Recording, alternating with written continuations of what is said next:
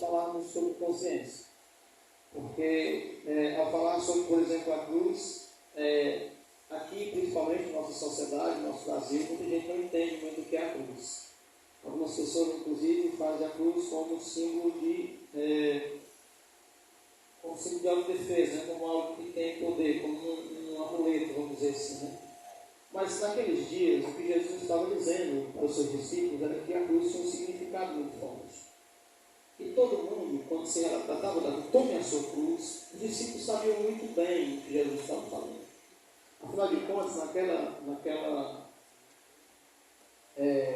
naquela sociedade, era natural ver alguém levando uma cruz sobre as costas, como o próprio Jesus levou e como aqueles homens ladrões também levaram juntamente com ele. Jesus disse aos discípulos, os discípulos sabiam muito bem o que significava uma cruz. Diferente de muitos de nós que às vezes não compreendemos o que significa a cruz. Se você for fazer uma pesquisa para você ver o significado da cruz nos tempos antigos, quase todos os países antigamente usavam a cruz como instrumento de morte. Né? Era o meio mais humilhante e mais doloroso que alguém deveria morrer.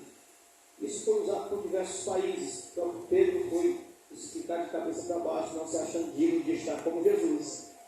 Então você vai perceber que quando Jesus diz, tome a sua cruz, perceba que Jesus chama a consciência dele da necessidade de compreender isso.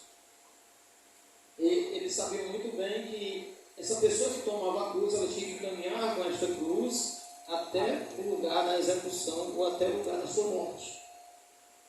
Haveria, sim, da forma com que Jesus está falando aqui, necessidade de tomar a cruz e morrer.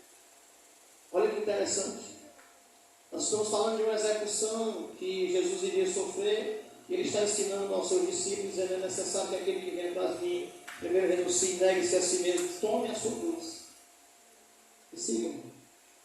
Agora imagine você receber uma mensagem dessa, vivenciando todos os dias alguém passando por uma cruz para ser executado.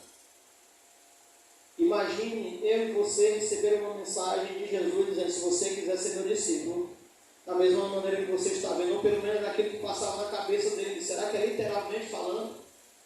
Será que eu tenho que realmente pegar o madeiro, já que a lei mosaica diz que todo aquele que é pendurado no madeiro é maldito, né?